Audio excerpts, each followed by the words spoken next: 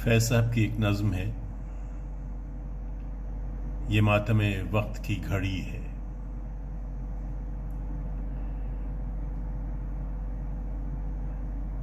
ٹھہر گئی آسماں کی ندیاں، بجھا لگی ہے افق کنارے اداس رنگوں کی چاندنیاں۔ اتر گئے ساحل زمیں پر سبھی کھویاں، تمام تارے اکھڑ گئی سانس پتیوں کی، چلی گئیں اونگ میں ہوائیں، گجر بجا حکم خاموشی کا تو چپ میں گم ہو گئیں صدائیں۔ سحر کی گولی کی چھاتیوں سے ڈھلک گئی تیرگی کی چادر، اور اس بجائے بکھر گئے اس کے تن بدن پر نراس تنہائیوں کے سائے۔ اور اس کو کچھ بھی خبر نہیں ہے، کسی کو کچھ بھی خبر نہیں ہے کہ دن ڈھلے شہر سے نکل کر کدھر کو جانے کا رخ کیا تھا۔ نہ کوئی جادہ نہ کوئی منزل، کسی مسافر کو اب دماغ سفر نہیں ہے۔ یہ وقت زنجیر روز و شب کی کہیں سے ٹوٹی ہوئی کڑی ہے، یہ ماتم وقت کی گھڑی ہے۔ یہ وقت آئے تو بے ارادہ کبھی کبھی میں بھی دیکھتا ہوں اتار کر ذات کا لبادہ، کہیں سیاہی ملامتوں کی، کہیں پہ گل بوٹے الفتوں کے، کہیں لکیریں ہیں آنسوؤں کی،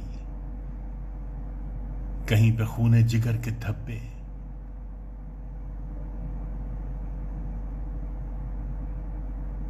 یہ چاک ہے پنجائے عدو کا، یہ مہر ہے یار مہرباں کی، یہ لال لبھائے میں وشاں کے، یہ مرحمت شیخ بدزباں کی۔ یہ جامع روز و شب گزیدہ، مجھے یہ پیراہن دریدہ، عزیز بھی ناپسند بھی ہے۔ کبھی یہ فرمانے جوش وحشت کہ نوچ کر اس کو پھینک ڈالو، کبھی اصرار حرف الفت کہ چوم کر پھر گلے لگا لو، کہ چوم کر پھر گلے لگا لو۔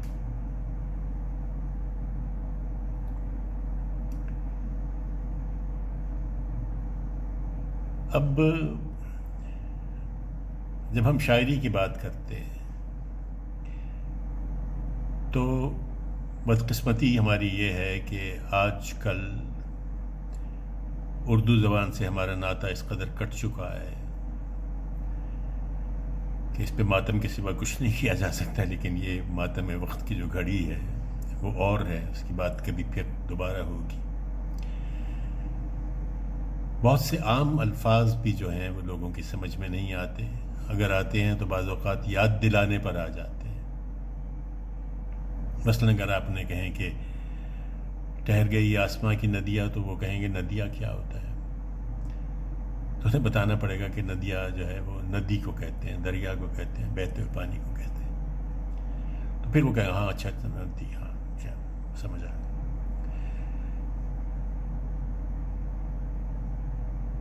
ٹھہر گئی آسماں کی ندیاں، وہ جا لگی ہے افق کنارے اداس رنگوں کی چاندنیاں۔ ہو سکتا نیا کا مطلب نہ انہیں پتا ہو، یہ کشتی ہوتا ہے۔ تو بہت عام سے الفاظ ہیں، کچھ اس میں ہندی کے بھی کچھ الفاظ استعمال ہوئے ہیں، فارسی الفاظ کا تو بہت مشکل سے لوگوں کو پتہ چلتا ہے۔ لیکن مشکل یہ ہے کہ جب آپ لفظ کے معنی بتا دیتے ہیں اور ان کو اس کے مطلب واضح ہو جاتا ہے تو شعر کہیں مر جاتا ہے۔ شیر باقی نہیں رہتا، اس لیے کہ پھر وہ کہتے ہیں کہ اچھا آسمان کی ندیاں ٹھہر گئی ہے اور چاند جو ہے وہ افق کنارے لگ گیا. ہاں چلے آگے چلیں. بات یہ اتنی سادہ نہیں ہے، اس لیے کہ جب ہم یہ دیکھتے ہیں ایک بات جو کی جا رہی ہے کہ ٹھہر گئی آسمان کی ندیاں، آسمان کو تو ایک بہتی ہوئی ندی سے تشبیہ دینا جو ہے وہ ایک بہت ہی غیر معمولی سی بات ہے. کیوں ایسا ہو سکتا ہے؟ کون ہوگا جو آسمان کو ایک بہتی ہوئی ندی سے تشبیہ دے گا اور پھر وہ کہے گا کہ وہ جا لگی ہے افق کنارے اداس رنگوں کی چاند نیا، کہ چاند کی جو کشتی ہے، کیونکہ چاند کشتی شکل کا بھی ہوتا ہے، وہ افق کے کنارے پر جا کے ٹھہر گئی ہے، اس ندیا کے کنارے پر. تو یہ ایک کوئی شخص ہے جو زندان میں دیکھ رہا ہے افق کی طرف، شاید باہر بیٹھا ہوا یا اپنی کھڑکی کے سلاخوں کے پیچھے سے آسمان کو دیکھ رہا ہے، اس لیے کہ آسمان ہی ایک ایسا ریفرنس اس وقت ہوتا ہے، ایک ایسی چیز ہے جس کو آپ دیکھ سکتے ہیں، جو استعارہ ہے آنے والی امید کا، جو آنے والی صبح کا استعارہ ہے، امید کا استعارہ ہے. تو اس لیے آسمان کو جب آپ دیکھتے ہیں اور اس پہ اگر بہت عرصے تک دیکھتے رہیں تو آپ کو جو حرکت ہے اس میں ستاروں کی اور چاند کی، اس کی وجہ سے یہ بھی لگ سکتا ہے کہ وہ اپنی جگہ پہ ساکت ہے اور آسمان حرکت کر رہا ہے. وہ کنارہ چلا کہ ناؤ چلی، واہ کیا بات دھیان میں آئی.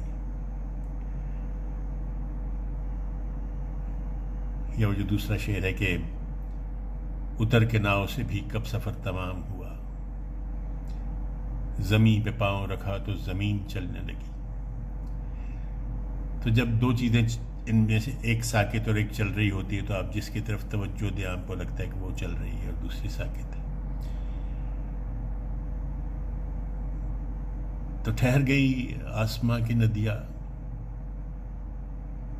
وہ جا لگی ہے افق کنارے اداس رنگوں کی چاند نیا.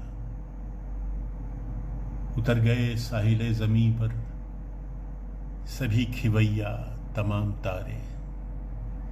کھویا وہ کشتی چلانے والے، ستارے سارے کے سارے زمین پر اتر گئے.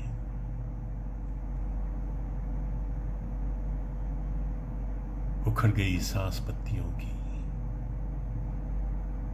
اب پھول کی پتیوں کی سانس کا اکھڑ جانا جو ہے وہ ایک عجیب بات ہے. سانس رک بھی سکتا ہے، سانس بند بھی ہو سکتا ہے، لیکن سانس اکھڑ جانا، جب سانس اکھڑتا ہے تو جب آپ قریب المرگ ہوتے ہیں تو سانس اکھڑتا ہے. اکھڑ گئی سانس پتیوں کی، چلی گئیں اونگ میں ہوائیں، گجر بجا حکم خاموشی کا. اس لیے کہ زندان میں تو اکثر جیل میں گجر بجتا ہے اور اس کے حساب سے آپ کو کرنا ہوتا ہے. گجر بجا حکم خاموشی کا تو چپ میں گم ہو گئیں صدائیں. سحر کی گوری کی چھاتیوں سے ڈھلک گئی تیرگی کی چادر. تیرگی یعنی اندھیرا.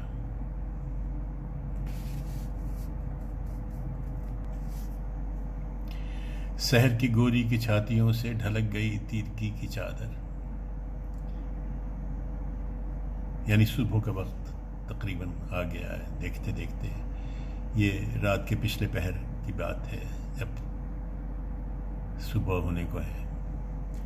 سحر کی گوری کی چھاتیوں سے ڈھلک گئی تیرگی کی چادر، اور اس بجائے بکھر گئے اس کے تن بدن پر نراس تنہائیوں کے سائے. اور اس کو کچھ بھی خبر نہیں ہے. کسی کو کچھ بھی خبر نہیں ہے کہ دن ڈھلے شہر سے نکل کر کدھر کو جانے کا رخ کیا تھا۔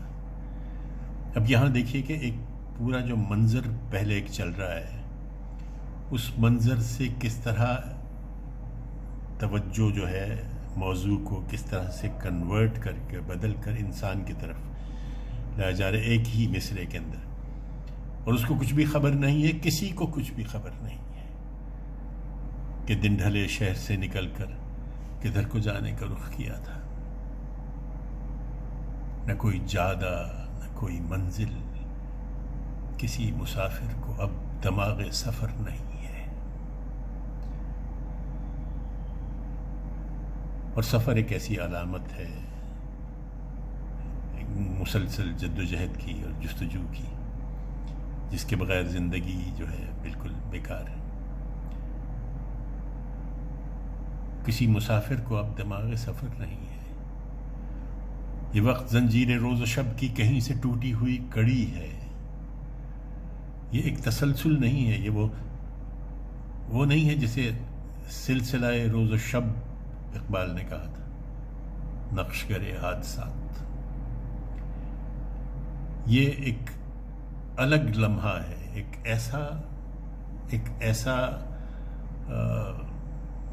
واقعہ ہے، ایک ایسا سانحہ ہے، ایک ایسا لمحہ وقت ہے جبکہ جو ایک عام جو وقت کا سلسلہ ہے اس سے کٹا ہوا ہے، اس سے الگ ہے۔ یہ وقت زنجیر روز و شب کی کہیں سے ٹوٹی ہوئی کڑی ہے، یہ ماتم وقت کی گھڑی ہے۔ ویسے تو غالباً ہر گھڑی ماتم وقت کی گھڑی ہوتی ہے، اس لیے کہ وقت جو ہے وہ کہیں رکتا نہیں ہے۔ یہ ماتم وقت کی گھڑی ہے۔ یہ خاص کیفیت اور ایک خاص وقت کے ایک خاص لمحے کا ذکر ہے جو زندگی میں کبھی کبھی آتا ہے۔ اے ڈیٹیچڈ مومنٹ آف لائف۔ یہ وقت آئے تو بے ارادہ کبھی کبھی میں بھی دیکھتا ہوں اتار کر ذات کا لبادہ، کیونکہ دیکھنے کے لیے پھر آپ کو تھوڑا سا اپنے آپ سے اوپر اٹھنا پڑتا ہے، ذات کے لبادے کو ہٹانا پڑتا ہے۔ کبھی کبھی میں بھی دیکھتا ہوں اتار کر ذات کا لبادہ۔ اور اس کے بعد جو لائنز ہیں، جو مصرے ہیں، وہ بالکل اس طرح ہیں جیسے امپریشنزم کا مجھے خیال آتا ہے، اس لیے کہ وہ ایسے کولاج ہے مختلف کیفیات کا جو انسان پہ گزرتی ہیں۔ کبھی کبھی میں بھی دیکھتا ہوں اتار کر ذات کا لبادہ، کہیں سیاہی ملامتوں کی، کہیں پہ گل بوٹے الفتوں کی، کہیں لکیریں ہیں آنسوؤں کی، کہیں پہ خون جگر کے دھبے۔ یہ چاک ہے پنجائے عدو کا، یہ دشمن کے پنجے کا چاک کیا ہوا دامن ہے میرا۔ یہ چاک ہے پنجائے عدو کا، یہ مہر ہے یار مہرباں کی، یہ لال لب ہائے مہوشاں کے۔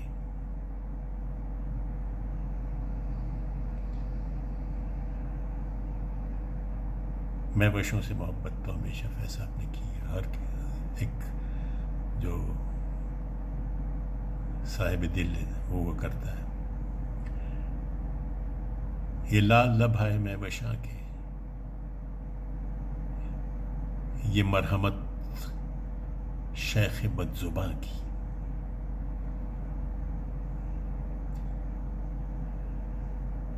کیونکہ جب آپ حق بات کہتے ہیں تو آپ کو بہت سے ملامت کا سامنا کرنا پڑتا ہے اور بہت کچھ سہنا پڑتا ہے۔ مرحمت شیخ بد زباں کی، یہ پہلے اس کو جب اوریجنلی فیض صاحب نے یہاں لکھا تھا، یہ تھوک ہے شیخ کے زباں کی۔ لیکن بعد میں ان کی طب نازک پہ یہ لفظ تھوک کا میرا خیال ہے گراں گزرا، اس لیے انہوں نے اس کو بدل کے مرحمت کر دیا، ایک طنزیہ لہجے میں چلے گئے. یہ مرحمت شیخ بد زباں کی. یہ جامع روز و شب گزیدہ، یہ روز و شب کا کھایا ہوا لباس، یہ جامع روز و شب گزیدہ، مجھے یہ پیراہن دریدہ، دریدہ کا مطلب ہے تار تار پھٹا ہوا، یہ جامع روز و شب گزیدہ. گزیدہ پہ مجھے ایک غالب کا ایک شعر یاد آ گیا کہ پانی سے سگ گزیدہ ڈرے جس طرح اسد، جس طرح کتے کا کاٹا ہوا شخص پانی سے ڈرتا ہے، ڈرتا ہوں آئینے سے کہ مردم گزیدہ ہوں، میں انسان کا ڈسا ہوا ہوں، انسان کا کاٹا ہوا. پانی سے سگ گزیدہ ڈرے جس طرح اسد، ڈرتا ہوں آئینے سے کہ مردم گزیدہ ہوں. تو یہ جامع روز و شب گزیدہ، مجھے یہ پیراہن دریدہ، عزیز بھی ناپسند بھی ہے. کبھی یہ فرمان جوش وحشت کہ نوچ کر اس کو پھینک ڈالو، کبھی یہ اسرار حرف الفت کہ چوم کر پھر گلے لگا لو، کہ چوم کر پھر گلے لگا